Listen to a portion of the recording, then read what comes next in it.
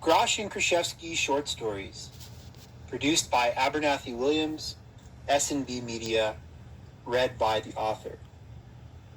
First Impressions. This short story appeared in the Spring-Summer 2021, Volume 37, Number 2 issue of The MacGuffin, a journal put out by Schoolcraft College. The story ran from page 10 through 15. And to avoid the awkward pausing throughout the story once the narrative gets underway, I would like to comment on the 2 footnotes that appear now. There is a footnote right off the bat on page 10, number 1, that reads as such. East Southwestern, South Northeastern, West North American University of the Arts and Logic, an independent think tank type college located in the New Mexican desert. The centerpiece of SWAL's educational model is the construction of a final project, the goal being to develop an original product, in reality, a banal novelty good for making money and by design, little else. And the second and final footnote appears on page 14 after the word Womando Femi. Footnote number 2. The fashionable and current term for feminist, a portmanteau of woman and feminist in mondo.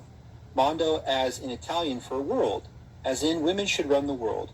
Nothing short of this can be settled for in the battle for equality with subterraneans, then a parenthetical, the Womando Femi term for men. First Impressions is an excerpt of the 900-page novel Thermonuclear Mirth, due out this year, 2024, with Aruka Press. Thermonuclear Mirth is set in the United States of America in the year 2100. First Impressions. It took Hans 5 weeks and 6 days to complete the ST. He arrived at S-Wall with severely blistered feet, thoroughly dehydrated, and 17 pounds lighter than when he had set out for many farms. It was worth it. Love at first sight.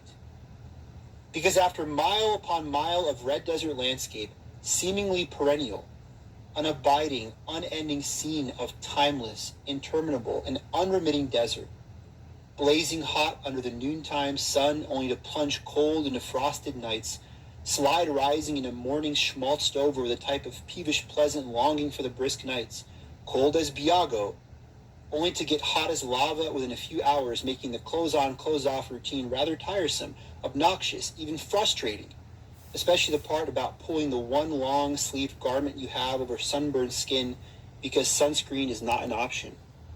Painful, considering it's pure Andalusian wool. You ever pull off sweat-stuck wool particles embedded into peeling sunburned skin? Don't do it like a Band-Aid, dude. Slow and steady wins this race. Trust me. But the thing is, even done slow and steadily, meaning properly, meaning the tortoise is up in the club, homie, and like 9 enforcers, made sure the rabbit was both cut off from the bar and told he ain't got to go home, but he's got to get up out of here, means nothing. When because you refuse to wear sunscreen, that burn only gets worse, and you ain't got no Silva D, and the burn gets worse because here's what you packed for the final leg of this journey. A yellow cotton sweater, 18 pairs of underwear, swim trunks colored a pinstripe red and white like one imagined can be purchased for 20-something euros at a Tuesday through Friday open market in Aqua Termi, Alessandria. Carolina blue UNC Tar Heels basketball shorts, and a few issues of Field and Stream. If you're paying attention, you notice there are no t-shirts, etc., errata, or whatever, no partner. It's just you and your wool sweater. And well, one more thing. One final thing before you arrive at your destination. Did I mention the Thunder Spider hallucination series? So, apparently one night near the end of the traverse, the midnight sky breaks loose in a night dreamish reverie of rolling thunder as loud as 10 times 10 hillbillies with 1,000 firecrackers on 4th of July in Yell County, Arkansas. And lightning strikes so majestic and bright that it's quite near the opening and closing of the refrigerator door, dark to light, dark to light, dark to light, instantaneous. And then one time, during one of those phosphorescent shimmers of effulgent light, you, drenched in a West Texas-like waterfall of rain, see right there by your feet, this absolutely beautiful large spider.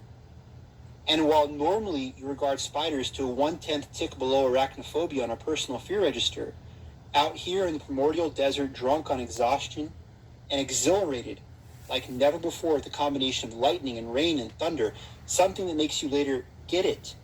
As this is probably why SWAL makes other students make the Sojournic Traverse.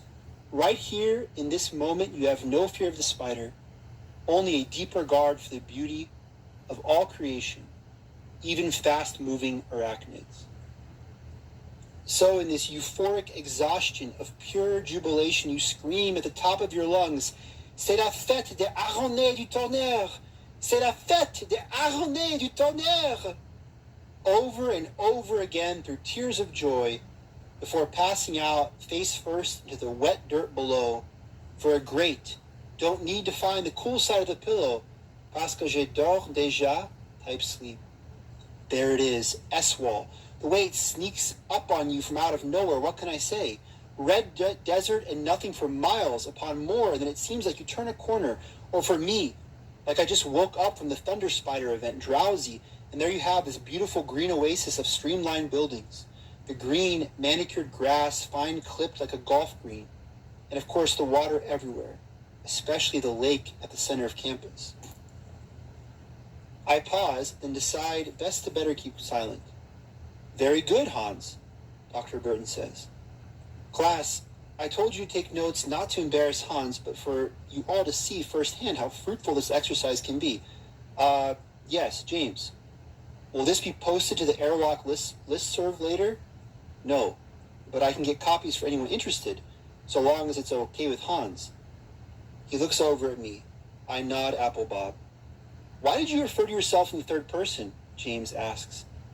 I try to answer, but Dr. Burton rocket eject interjects, the pitter-patter of the outer frame, framing the words ya, ya, ya, ya, ya, ya, ya, keeps falling, pulling on and around about my brain. "That's the entire point of the exercise," he says, getting to answering. "Yeah. I asked you to evaluate your own Sojournic Traverse as if you had observed it outside of yourself. Studies have shown the benefits of detached observational self-cognition are manifold. You went through the ST without evaluation. Then you recall that same journey in a clinical study, removed from all the various pains therein, the ennui and the excitement, all the distractions. Great job, Hans. Extraordinary. Can I sit down now? Yes. Can I go take a piss? You mind? Yeah? No comment, blank space left blank. Alternate answer, but then how is this categorized in the survey, pray tell? Yes. No, I do not mind. Go, yes. And thank you again. I head for the door. Raucous applause fills the room. It's the on-campus new student orientation. There are 57 people in the room. They've told us that like 8 times. And it's printed on a paper too. I was the 4th of 4 students asked to present their DOSC ST debriefing essay. Okay, and that's what I did, and now I have to go do what needs to be done. I'm back from the water closet. I have returned to my seat. I'm about to fill out the requested questionnaire when some girl leans over to me. Darn noodlin', I was about to scribble this up and bounce now, but what? That was the most beautiful thing I have ever heard in my life, she says, in a hushed voice a little over a whisper. Her breath smells like wintergreen mints. What a sight. Gorgeous female, unlike anything I've ever seen in my life. And I mean, yes, in comparison even to she-wolves. Human woman, sleek, light brown skin and dark eyes, black hair, white teeth, the front 2 teeth a bit crooked, which just makes her all the more attractive. Great smile. Hans, they call me, I say, extending my hand. She laughs. I'm Oxana. What's your surname? I ask. She laughs again. Why are people always laughing at me? Hernandez. Hernandez de Soto de la Cruz Azul. My friends call me Blue. Why? Because of my last name, the last part. I don't understand, but I pretend that I do yep. I've heard the surest way to impress women is to act like you know what's going on. Actually, not even just that. No, you've got to play it like you're not just an expert amongst other experts. No, you are the one and only expert on whatever topic is being currently discussed. Never let on when you don't know something. Act like you know it all, and the more confidently, or even better yet, the more cockily you do it, the better. Women love that. I mean it, she says. That was one of the most beautiful things I have ever heard. I cried a few times. What, Ba? Your speech, your presentation, it was so moving. The part about breaking down in equal parts exhaustion and exhilaration, the thunder spider, I mean, where do you find an experience like that? That's art by definition, is it not? Plunging into the deep waters of the human inner room for the real, the authentic, that's truly special. I don't know what to say, so I just nod, but nod, kept. Yep. Can I be frank with you? She asks. The word frank, a fraction louder than the other words in the just spoken sentence. What does that mean? I respond, trying to balance the displaced auditory scales by making the word that a fraction quieter, softer than the other words in my own just spoken sentence. Do you mind if I tell you exactly what's on my mind? No filter. Yeah, Ba. Absolutely, I don't mind. Hans. Blue grabs my arm and squeezes hard. It hurts, but I like it. I think you are a man-child. A boy evolving into a man, and when the finished product comes, oh boy, a man. You are a man, Hans, a real man, the last of a dying breed, a breed that should receive immediate endangered species status and the requisite protections. I will protect you, if you only just let me. I will protect you, you endangered man-child, you wild man, as wild and mysterious as the Schwarzwald itself. You are all man, and I know that no one gets married anymore. I know it's illegal in the many parts of the U.S., and let me tell you, I'm no traditional girl. You know what I mean? I do not know what she means. Nod. Yep. I'm no traditional girl, but I will be for you. Let me spell out exactly what I mean. I don't want a thing left unsaid or lost in translation. She's really squeezing my arm. Dang, girl. My wolf sister, Growl, used to paw my arm and scratch it, and I really hated that. So this is starting to lose its luster, although I am still totally loving it in a way too. Blissfully overwhelmed to contemplate attempting to sketch out even a rough drafted preamble of the loose ends of a scattered explanation thrown to the proverbial wind piecemeal, step by methodical step in military precision. The engine here being a collected aggregate of undefined percentages of undetermined and previously unknown, though while now known, maybe even firmly lodged into long-term memory, so post-known, without no C, in no way comprehended things, probably just better termed, quote, stuff. A traditional girl, loaded term, I know. I'm qualifying it even pre-1950s, and I'm going pre-flapper 1920s. I'm no Woodrow Wilson League of Nations girl, Hans. And I'm not saying I'm a Womando femi. Those women of the 1960s through 2030s, I'm certainly not one of those terrors, okay? But I have my own mind. No man tells me what to do. But Hans, I want you to tell me what to do, okay? I'll be a WW League girl for you. I'll even go back to the SCE Middle Ages for you, Hans. And let me say this about marriage. I want you to marry me, Hans Mikloff. I want you to buy a fancy wedding garment, and I'll get a flowing type dress, and we'll have a solemn minister read solemn words as we make bind glue sticking vows in front of everyone who means anything to us. And then, Hans Mikloff, I want you to carry me across the threshold and do the necessary things for us to have 10 children minimum. I know the government only allows us. Screw the government, okay? She grips my arm the hardest yet and burns those majestic black coal eyes into mine in a held stare as terrifying as it is beautiful, as it is impossibly intoxicating. Let me say this concerning the developing situation. All men die. Few men ever truly live. I am now living like a screaming bald eagle in full flight high over the Grand Canyon, trying to make his escape from a plethora of bad guys, ringing the rim of the canyon, firing bazooka rounds with previously declared, now evident intent to irrevocably and immediately defeatherize me in a swift kick, direct hit of boom puff. Their stupid child quota policy, she says.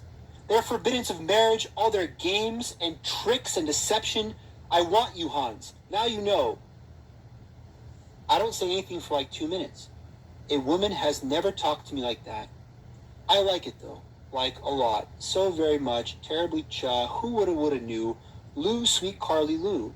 True blue jets do fly like Parvi's Cardon. I absolutely have to rephrase that to say, yeah, I love it so much. Her talking to me like that. I have chills all over. Why? I say, do you want to go to the student center and get like a coffee or a juice or something like, and after that we're done here and then like drink at the same time at the same table, the chairs? I mean, you're in the other chair, I'm in this chair, the other chair next to the one that I'm in. I imagine that's the one that you'd be sitting on. I wouldn't miss it for the world. So yes? She laughs her hardest. Why? I pick up my questionnaire and get ready to fill it out. Do you have a spare writing utensil piece? I ask Blue. I do, she says, and laughs once more as if on command. I am giving laugh orders here, but I don't get it. Or why or what? I don't get it. She fumbles through a zip pocket of tons of pencils and pens while mouthing I do to herself, smiling. What is funny about those words? Oh no, I think. I have a lot to learn about the larger world, and in particulars, about the women mammalian species. I better get Crackalack and South Kakalackian on this learning stuff. I take a pencil from her and begin to fill out the form. Oh, by the way, P.S., for like all interested parties and the like. Blue is crazy, insane, unbelievable, bazooka, spooka English Duke, good looking. But though I suppose I have already made common knowledge of such information, at least in internal confirmation between my intellect and my will.